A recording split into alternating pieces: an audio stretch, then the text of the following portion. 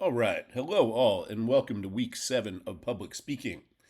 I want to begin this week's video update by going over a message I published, I believe it was yesterday, concerning dual enrollment seniors. So, this message only pertains to dual enrollment seniors, but it is important. So, if you are a dual enrollment senior, so far I have a list of 9 of you.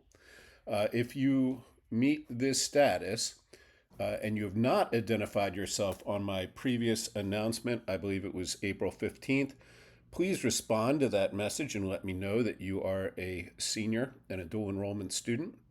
That said, if you are a senior, I will go over this now briefly. So the school has decided, GMC has decided, that the last day of classes for dual enrollment seniors will be May the 1st.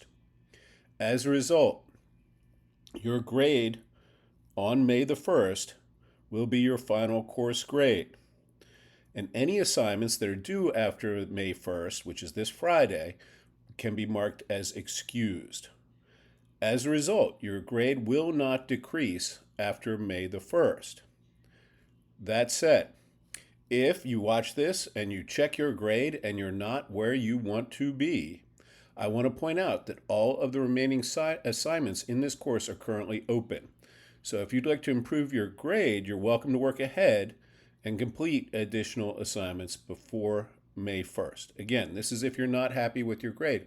You also need, however, to recognize that if you decide to work ahead, that you need to make sure that you know what you're doing, because it's also possible to lower your grade, right?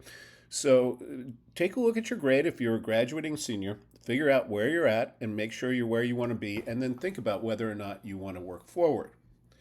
That said, there is an important exception. If you're currently failing and want to improve your grade, I will allow you to submit work after May the 1st. That gives you a little bit more time to prepare and get those assignments ready. But this will be handled on a case-by-case basis. So if you are a graduating senior and you're currently failing, you essentially have two options. The first one is you can withdraw without academic penalty prior to May the 4th, or you can reach out to me and we can make an arrangement for you to continue to turn in assignments after that May 1st deadline. I've put a list here of students. One student has been added to this since the last time under the student confirmation, just listing who is a dual enrollment senior. And this is to make sure, the reason that we do this is to make sure that when you graduate, when you walk across that stage, that you're not surprised later to find out that you failed something. So please, please, please. And again, if you're happy with your grade as of May 1, you need to be cautious about submitting any additional work. You can end where you're at and be excused from the rest of it. So please think all that over. Okay, so with that out of the way, if we will turn our attention then to modules and we will take a look at week 7 and see what we have to do this week. If I remember correctly, week 7 is primarily about listening. Let's take a quick look here at the week 7 lesson. So yes, for this week, I ask you to read chapter 4 in your textbook on the importance of listening, to review the listening handout, and then there are 3 videos that I want you to watch, including Kalina Silverman's video on how to skip small talk and connect with anyone, Kane's video on the power of introverts, and the Steve Jobs speech, How to Live Well Before You Die, which is a really poignant kind of speech. Steve Jobs is, of course, the founder of Apple Computers, and he gave this speech when his cancer was in remission and died a few years later. So it is an interesting and compelling and kind of poignant speech. Please check those out. And then, of course, you have a Civil Discourse Forum post that is due on the 29th. So that, again, that is Wednesday. And for this post, what I want you to do, you can use one of the videos that I ask you, one of the 3 videos I asked you to watch. If you're not interested in those videos, though, you're welcome to go to YouTube and find a speech that you want to critique. And then I want you to write just that, a critique. In it, I want you to discuss the speaker's use of visual aids, their supporting materials, how effective they are at conveying their overall message, their delivery, whether or not you think they're vibing with the audience, if they establish a connection with the audience, as well as their organization, their introduction, conclusion, language, and style. So this is a lot, and I recognize that. But what we're doing here as we reach sort of the end of the quarter is I want to see what you've picked up and how good you are at applying the knowledge that you've learned to critique of someone else's work. Sometimes it's easier to critique someone else's work, given everything you've learned, than to incorporate all these elements perfectly into your speech. And that's why I do this, is to give you an opportunity to demonstrate your knowledge in these different areas. So some of you have already begun replying. That's great, but make sure you have your post up by Wednesday. And then the major assignment for this week is the persuasive speech. This will be due on Sunday, which I believe is May the 3rd.